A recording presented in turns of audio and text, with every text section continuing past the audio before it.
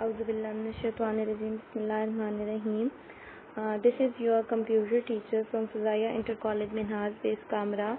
Welcome to all of you in online classes of Fazaya Inter College Minhaj based Kamra. I hope you all are fine. Today we will learn about the generation of computer. This is chapter number 1, lesson number 1. Okay, now we move to the next slide. There are total 5 generations of computer. First of all, we discuss about the first generation of computers. Okay, look at this picture. These are the computer of first generation of computers. These are very big in size. Okay, now we discuss some points. First point is the first generation computer time period is 1940s to 1950s. In a first generation computer, mainframe computers are used. They are very bulky, they are very large in size, they have a large storage capacity. It uses a lots of electricity because they are very big in size. And the technology that are used in the first generation computers are vacuum tubes. So, what are vacuum tubes? Technology used in first generation of computers. The picture that you can see it on your screen, these are the vacuum tubes. As you can see that they are very big in size. Okay, now what are vacuum tubes? It is made up of wires which carry data in the form of electronic signals and a glass bulb. Okay, why do we need to be replaced vacuum tube? Why do we need to be replaced vacuum tube? It has a very big disadvantage. What is it? No, because they are very big in size and they use lots of electricity. So if they use a lots of electricity, it get overheated and often break down. So that's why we need to replace these vacuum tubes. Okay, now we are talking about the second generation of computers. The picture that you can see it on your screen now, this computer is a second generation computers. This is called a mini computers. Now I've discussed some points that are related to a second generation of computers. Second generation computer time period is 1950s to 1960s. The computers which are used in second generation computers are called mini computers.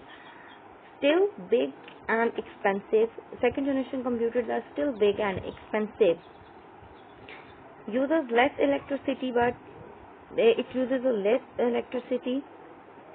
They are very fastest and efficient than the first generation of computers, or you can say that they are very faster and efficient than the mainframe computers. The technology that are used in second generation computer is transistors. So now we discuss about the transistors. Now the picture that you can see it on your screen, these are the transistors. Okay, now what are transistors? Define transistors. It carries electric current and controls the flow of electricity in a computer. It is smaller than the vacuum tubes. It is very cheaper and reliable, is in use. Now you can see that the transistors are small than the vacuum tube. Now the third generation computers. In a third generation computer, mainframe and mini computers are mainframes and the mini computer both are used. The time period of the third generation computer is 1960s to 1970s. The computers that are used in third generation computer is mainframe and mini computers. The third generation computers are more efficient, more faster than the second generation and the first generation computers. And the technology used in third generation of computer is integrated circuits. Now what is integrated circuit? This picture is a integrated circuit. The define integrated circuit, or what is integrated circuit? An integrated circuit is you can say that ICs. IC stands for integrated circuit, as you can also say that what is IC or what does IC stand for? IC stands for integrated circuit. An integrated circuit carries electronic signals that tells the computer what to do, and it is made up of silicon, a silicon material found in a sand and clay. Its ICs can read and follow billions of instructions per second. This is a very big advantage of the integrated circuit. That's why it moves faster, and it moves very faster. Okay, the fourth generation of computers. The microcomputers are also called the fourth generation computers. In the present day, we also use a fourth generation of computers. Now here are some points we discuss about the fourth generation of computers. The time period of fourth generation computer is 1970s to present. The fourth generation computer use microcomputers. They are very small in size, they are cheaper, faster, and they are easy to operate, and the technology that are used in fourth generation computer is called a microprocessor. Okay, now what is microprocessor? The picture that you can see it on your screen, this is a microprocessor. Now what is microprocessor? As you can say that define microprocessor. Microprocessor is an integrated circuit that contains electronic circuits and a memory storage. It helps to run a microcomputer. Means microcomputers helps to run your computer. Okay, a circuit board. This is a circuit board. Many small integrated circuits are placed on this circuit board.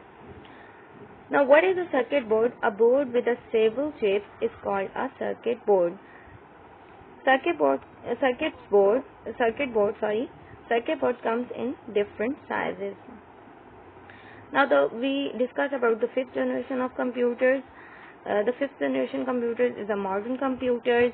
Now you can see that this is a robot, and this is also some other picture that are related to a fifth generation of computers.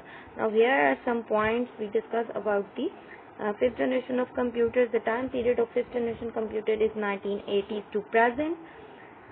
It is also called a modern computers. It is also called a robotic computer. And the fifth generation computers are more accurate, more smaller, and efficient, and it have a very high computing speed. So this is your home task, reading page number 2 to 7. Highlight the important statements and learn these points. Okay, Allah Hafiz everyone. Stay safe and stay home.